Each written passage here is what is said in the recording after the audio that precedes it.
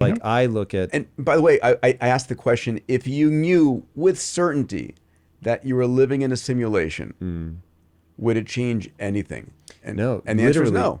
A, no. B, so you were talking about Project Kaizen before we started rolling. That's its premise, Yeah. is that this is a simulation and it doesn't matter. It's Yeah, still all I the think same. it's great. So if I could finish that story with this weird coincidence, I got to a point about 5, 7 years ago where I was having not this insane kind of coincidence. It used to happen about once a year in my life, started happening quarterly, and then started happening every 2 weeks. And I can barely process one, and the next ridiculous coincidence is on me. And I was freaking out because I was just like really messing with things. So I have a cousin who's done 40 years of Taoist meditation in the woods, etc. So I said to her, she's my resident understanding the universe person. So I said, help me with this. She's like, well, listens to me for a bit. She goes, well, duh. You've told the universe you're ready for anything. They'll give you everything. I'm like, wait, what? She goes, you have to come to an agreement with the energies in the universe to only give it to you when you're ready for it. I'm like, where's the manual for that? So she coached me on this, and you can do this. You can do it's if you did it at the fully reductionist level, it's creative visualization, right? You visualize what you want, and things can happen, etc. We all do that. You do that. That's what the MTP is all about, right? Yeah, sure. You program yourself and your surroundings, your subconscious for the outcomes you want, and then those things happen. But those outcomes occur to a large degree because I'm outwardly communicating my massive transformative purpose. I'm telling the world, those people who gravitate to it are coming to me, and they're bringing things to me that are in line with that MTP. It's not like I'm just meditating on in silence and the world is changing. But what you're actually doing is you're programming reality. Or I'm programming how I deal with reality. Both. Right? Reality is happening. And again, a mindset is how I deal with opportunity or scarcity. Someone comes to me with something that someone would be scared of, and I'm like excited about it, and I go in a different course than the other person. So I didn't know you'd done psychedelics. What was your response? So you guys have both done it, I assume. Yeah, I went into a, psychedelics not for joy or pleasure, but with shaman guiding, and I have done ayahuasca a number of times. I've done a combination of psilocybin and MDMA, but for me it was my DMT journeys that were the most significant. Have you done DMT? No, Bufo? I haven't done any. I've microdosed psilocybin to virtually no effect. So the DMT, which is also called the toad or bufo, dimethyltryptophan, I think is the Dimethyltryptamine. Was extraordinarily compelling, and it is a dissolution of the ego, and a connection with the universe that lets you know that love is a pervasive force, and we're all connected in that regard. And that I had my most significant visualization about if you ask me the question, what do you think happens after we're alive, after we die? That was it. First of all, it got rid of the fear of death, 100%, which Why? is probably the most extraordinary, because it You gave realize me everything is connected. everything is connected, and we're just part of the universe, and it's a transitory. So I want you to imagine, this is the visualization I had, which gives me goosebumps still to this day. I'm coming out of my journey and these DMT journeys are very short, 20 minutes thereabouts, unless you're Salim, because they last longer there. But let me finish. So I'm seeing this sea of energy, just like a frothing sea of infinite energy, a plane of energy in every direction.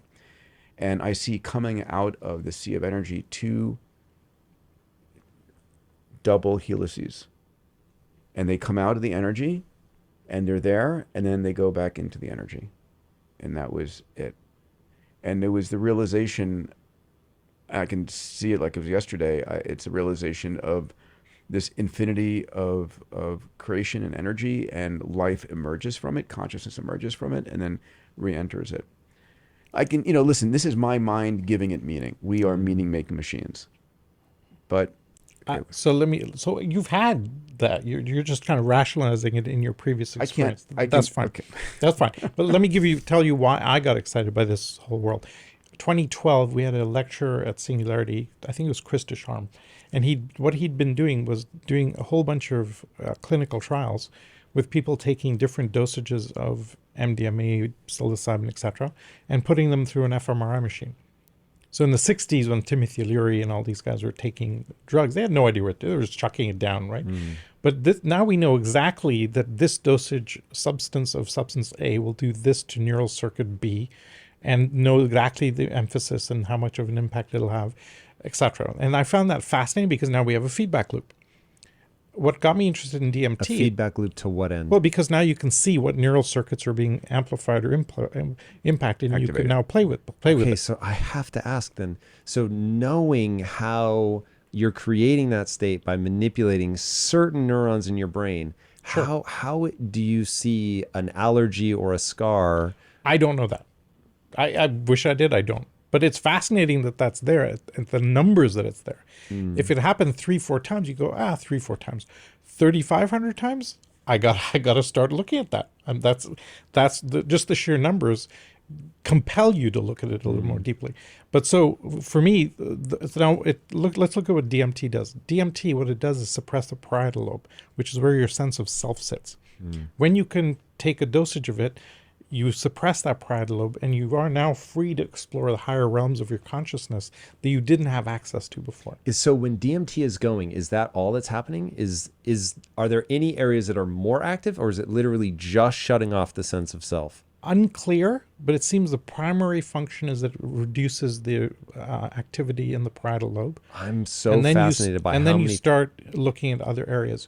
And now what's really interesting to me on top of that is it turns out there's lots of old practices.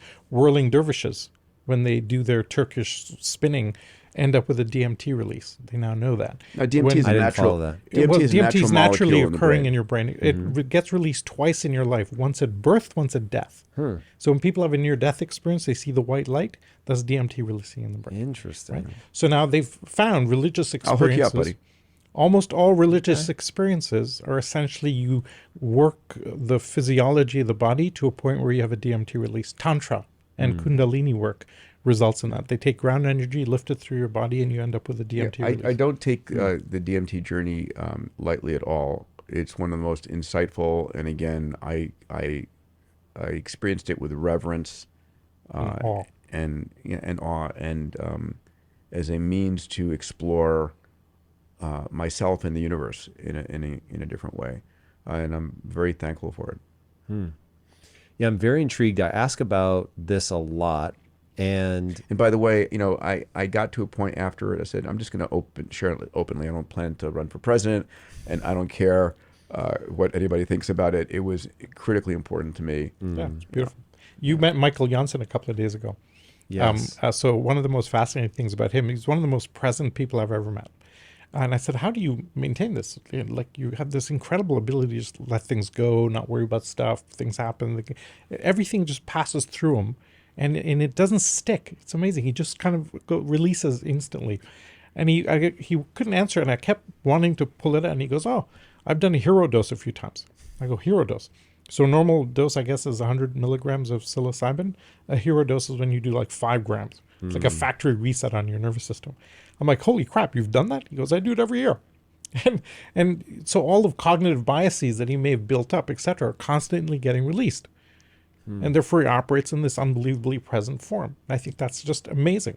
And I'm completely impressed by the younger generation microdosing all the time. One of the conversations I've been having at home recently is the human species waking up, right? You've heard of these conversations, Sam Harris and all, right? I was going to ask you guys if you've heard him describe his heroic dose. And so when we talk about becoming conscious at a species level in the next foreseeable future, one of the questions that that Kristen asked was, are we becoming conscious before AI becomes conscious?